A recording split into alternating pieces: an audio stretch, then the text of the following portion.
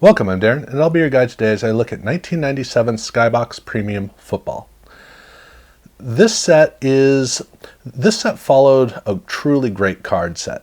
1996 was when SkyBox, in football at least, really hit their height. In basketball, you always had the shadow of 91 and 1990, which were great sets, and so it's difficult to really compare to those.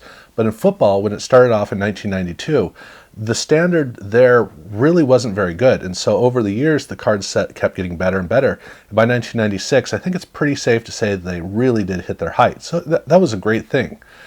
So the big question was, all right, well, how do you follow that up? What do you do in 1997? And for 97, what they wanted to do was to follow up with making a more dynamic card. That was really kind of the key to that set. That's what they wanted to do. And the card was really quite good. They went ahead and they did what they'd been doing for a while, which was to replace the whole card background with a single color.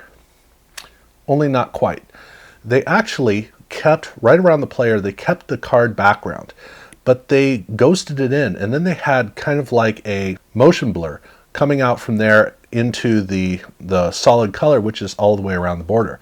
And the motion blur created a really interesting dynamic quality to this card that almost makes it look like an impact card. And yet it really does work for a premium card. It's right there on the edge. But this was the mid to late 90s, and cards were really getting dynamic. And so SkyBox felt that they needed to do something really kind of thrilling with these cards. So just making a card that was a straightforward formal card, they really didn't see that as being the right move at this point. So this is how they approached it. The card color around the outside, fortunately that was team oriented. So when you go from team to team, every team still has that feel of the cohesiveness of all the players in the team.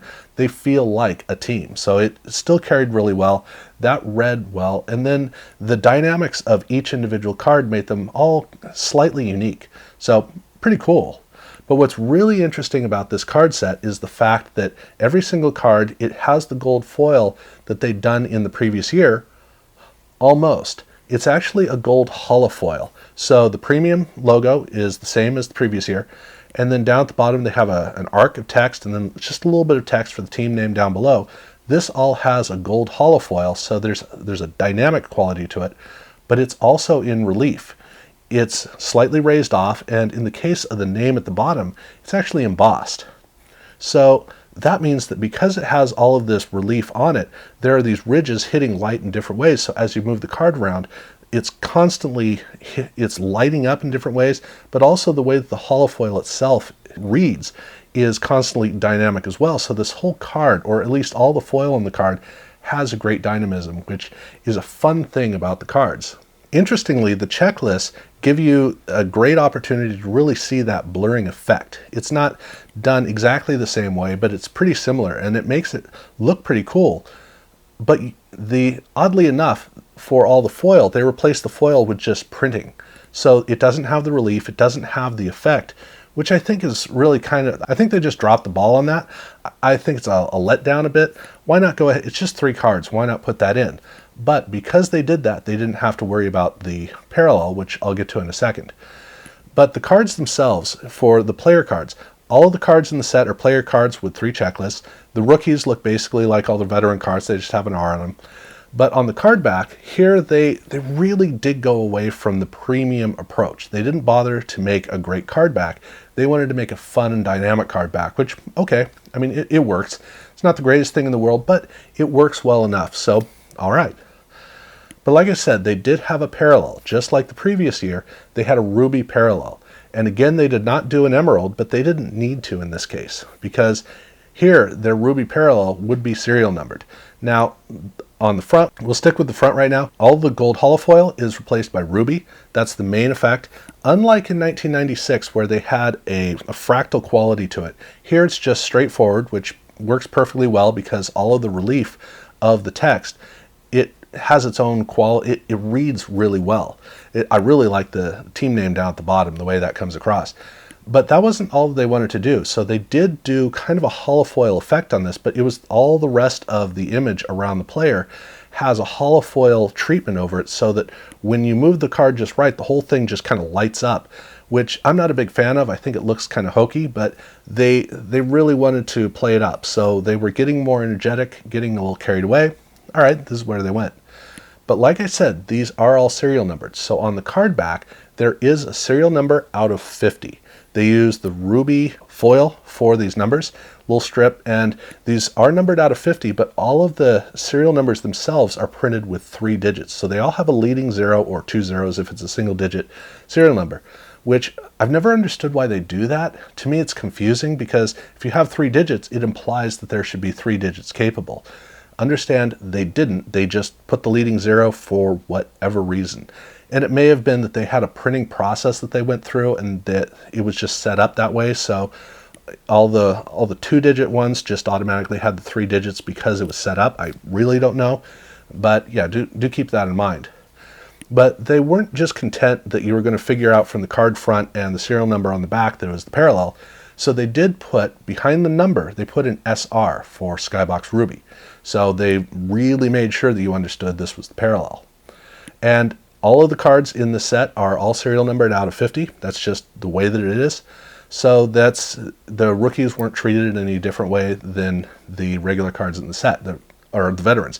They're all done the same. But that wasn't the only parallel they did. In 1997, Fleer SkyBox set up a deal with Reebok. And so Reebok was doing promotions on some of the cards. There are 15 players in the set where this card is entirely identical. But for these 15 players, they also have this parallel where on the card back, they have Reebok and the Reebok logo up on the top. And then down at the bottom, right below the stats, they have a black box. And inside of it, they have the SkyBox URL. Now, this was 1997. Websites were still pretty new, so advertising the URL Reebok.com was actually a smart move that they made.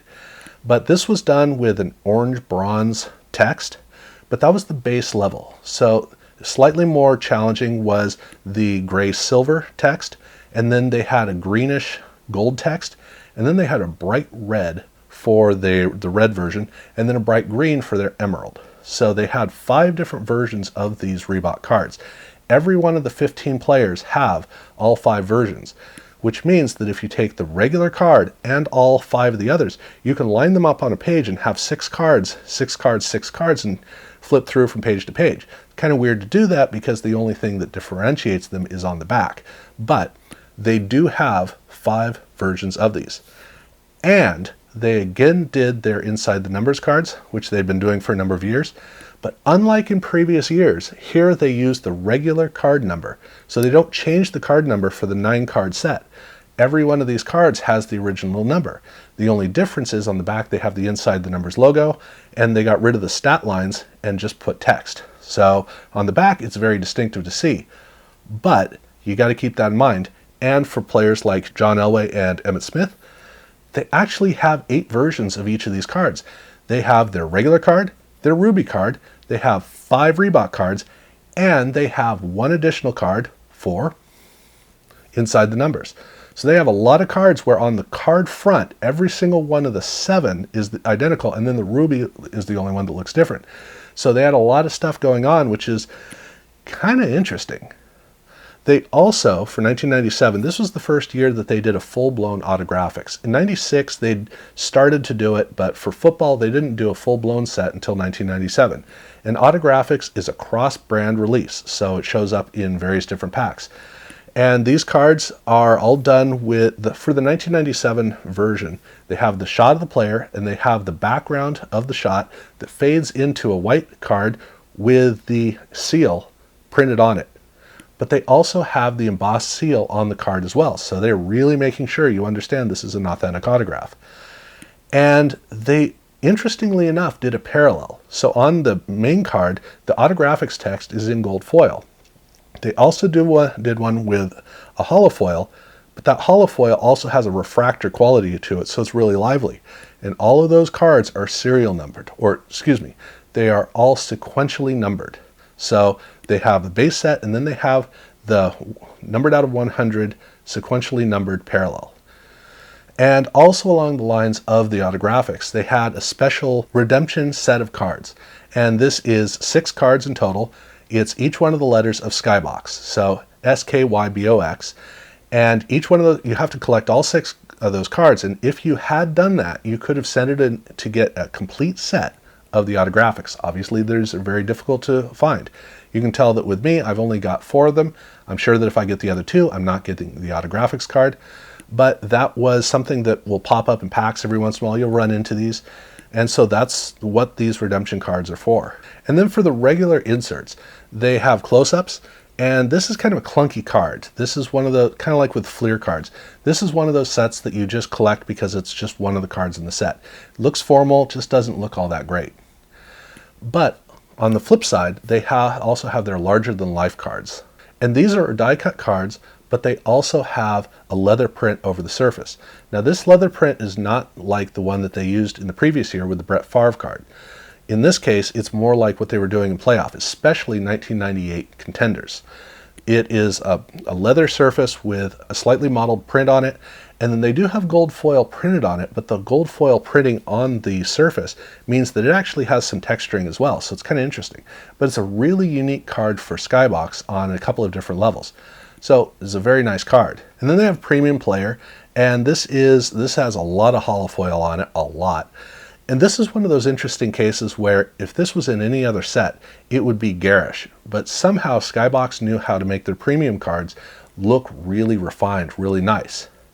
Okay, I say that, but our next stop is Primetime Rookies. And in this case, Primetime Rookies was always really nice. The cards that they made were always really good.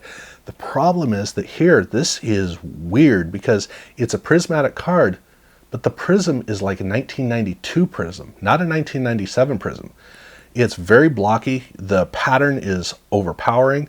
The whole card back is just, it's too much and there's no delicacy to it. It's a really, really strange card for them to have gone with. What they should have gone with was what they did for their rookie preview cards. Now these cards are very formal, they're very nice. They actually have some embossing to it. So the word rookie on the side, that is actually in relief. Well, it's not just in relief, it's actually embossed. So they do have relief, but the whole surface of the card is in relief too. Now it has a speckly quality, but it's not because of any refractor or anything like that. It's a high gloss card with this very fine, delicate relief all across the surface of the card. So as you move the card around, it has an interactive visual quality. But also just the feel of the card is very interesting. It's very unique. So for SkyBox Premium, this was a really interesting set because they were playing around with some tricks. This was one where they had some parallels to Ultra. The merged companies was playing around with both of those sets as being kind of the same thing. And there were a few little similarities and some differences, but they had a fair number of things going on. Nothing as crazy as the 96 Brett Favre cards. But still, they were having fun, and for the most part, the cards looked really good. But for doing something for a mid to late 90s card where they wanted to have something super dynamic, they pulled it off. It was not the most refined card in the world, but it's still a really good one.